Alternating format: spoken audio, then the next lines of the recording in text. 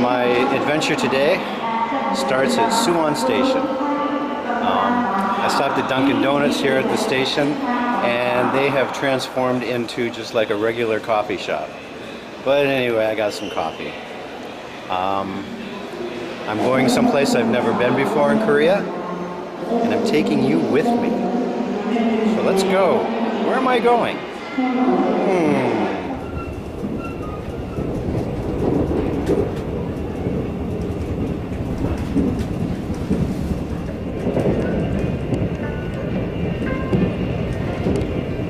우리 열차는 잠시 후 강경역에 도착합니다. 미리 준비하시기 바랍니다.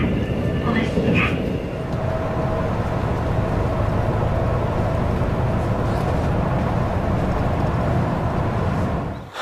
According to the story written on the plaque at the gate,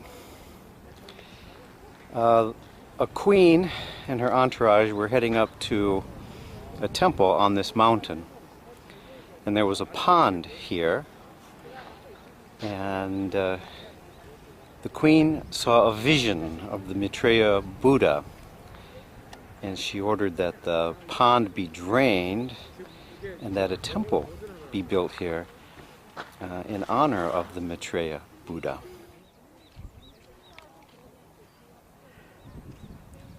This is called the East Stone Pagoda, and it's a recreation. It's not an original.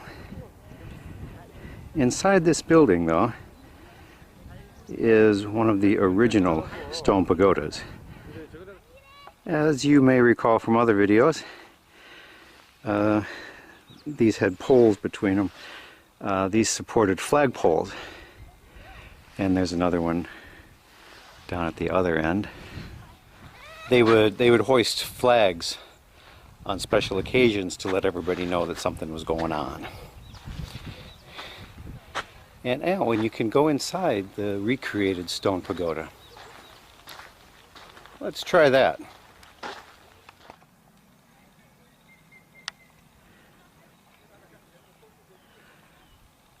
Well, this looks to be the main temple area. Over here, coming up, appearing on the right, this is where the east side dormitories were located for the monks. On the other side, the west side, there's also similar ruins of a dormitory.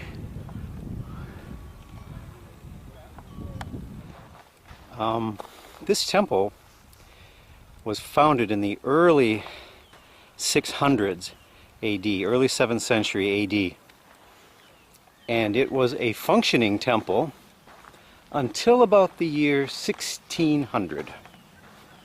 So that's about 1,000 years, almost 1,000 years. This temple was a functioning temple. That's pretty cool. Well, I mentioned earlier the East Dormitory and the West Dormitory. This was where the North Dormitory was. Okay, and it was the largest building in the temple. It was over 133 meters long. That's something, a single building that big.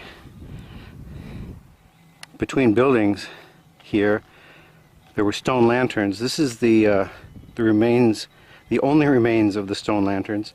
And you can see the pedestal there, the leaves of the lotus.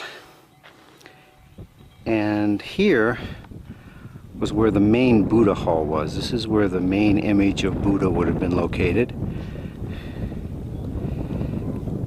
But it's been at least 400 years since it was there.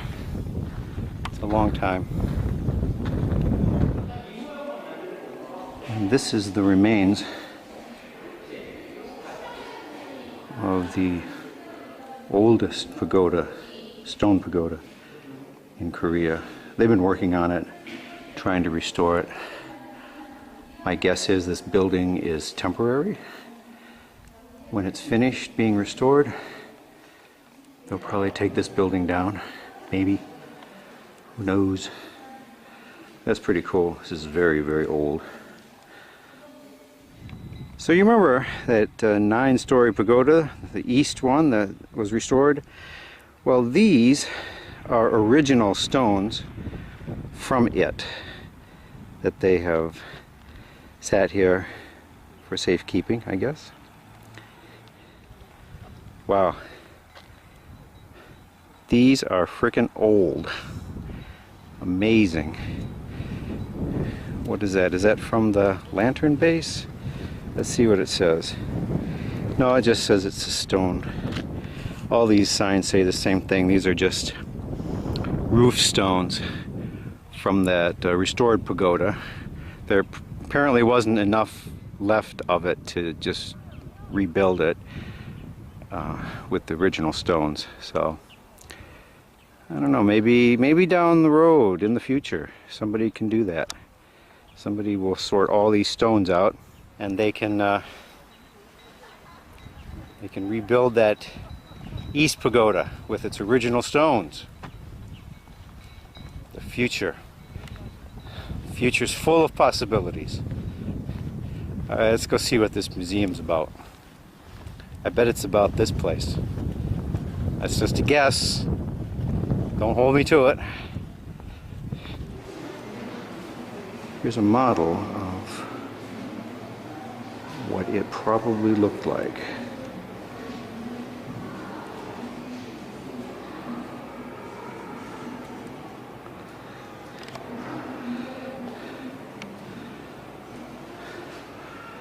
So that's the restored pagoda that was outside. And the East Dormitory, the lecture hall, and the long North Dormitory, 133 meters. Wow. This was some complex at one time. Cool. All right, well, unless something else really exciting happens, that was my visit to the Muriksha, the Muruk Temple site, excavation site. I hope you enjoyed it as much as I did. Thanks for watching.